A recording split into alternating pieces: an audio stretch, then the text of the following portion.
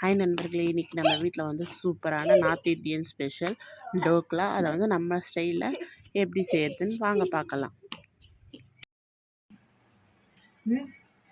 2 cup வந்து இட்லி மாவு எடுத்திருக்கேன். இதில் வந்து ஒரு சின்ன கப்பில் 1 கப் அளவுக்கு கடலை மாவு ஆட் பண்ணிக்கலாம். ஒரு 1/4 கப் 2 டேபிள் ஸ்பூன் அளவுக்கு ரவை ஆட் பண்ணிக்கலாம்.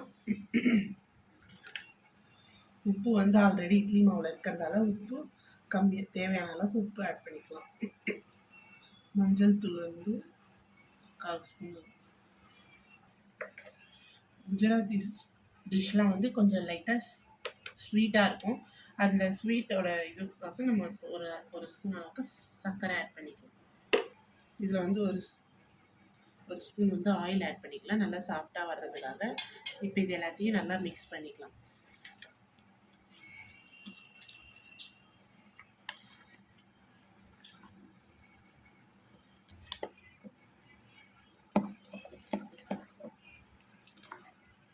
நல்லா கட்டி இல்லாத நல்லா மிக்ஸ் பண்ணி எடுத்துக்கலாம்.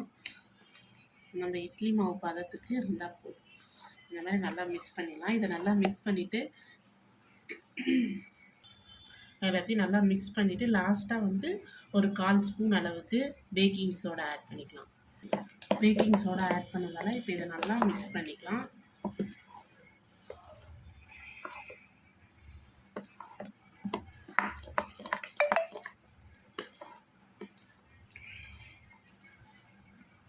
இப்போ இதை நல்லா மிக்ஸ் பண்ணியாச்சு.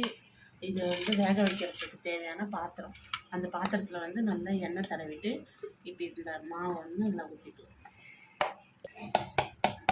இதை வந்து இந்த பாத்திரத்தில் ஊற்றிட்டு மேலே இந்த பாத்திரத்துக்கு மேலே வந்து ஒரு தட்டு போட்டு மூடிக்கலாம். இதை வந்து இட்லி குண்டான தான் ஆவியில் வேக வச்சு எடுத்து போகிறோம். இட்லி பாத்திரம் வந்து தண்ணி வச்சாச்சு.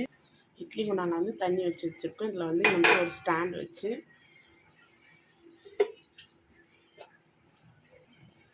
மேலே நம்ம ரெடி பண்ணி வச்சுருக்க மாவை வச்சு மேலே மூடிக்கலாம் இட்லி தட்டு. இப்போ இதை வந்து ஒரு 20 நிமிஷம் வேக வச்சு எடுக்கலாம். 20 நிமிஷம் கழித்து ஓப்பன் பண்ணி பார்ப்போம் எப்படி இருக்கு. இப்போ வந்து 20 நிமிஷத்துக்கு மேலே ஆயிடுச்சு. ஓப்பன் பண்ணி பார்ப்போம்.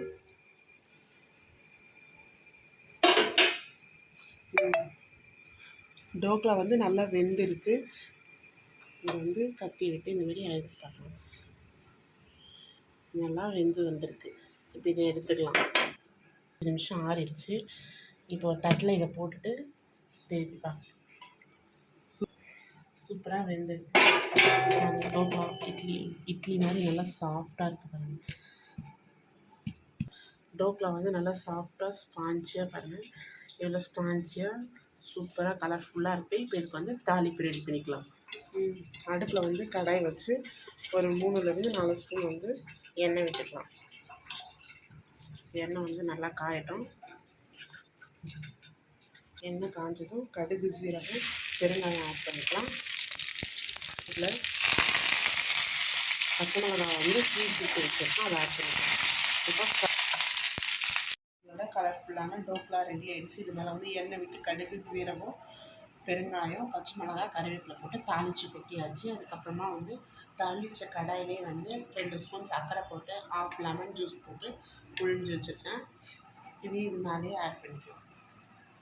புளிப்பு, இது இனிப்பு, புளிப்பு, காரம் எல்லாம் சேர்ந்து சாப்பிட சூப்பராக இருக்கும். இப்போ இதை பீஸ் போட்டு எடுத்துக்கலாம்.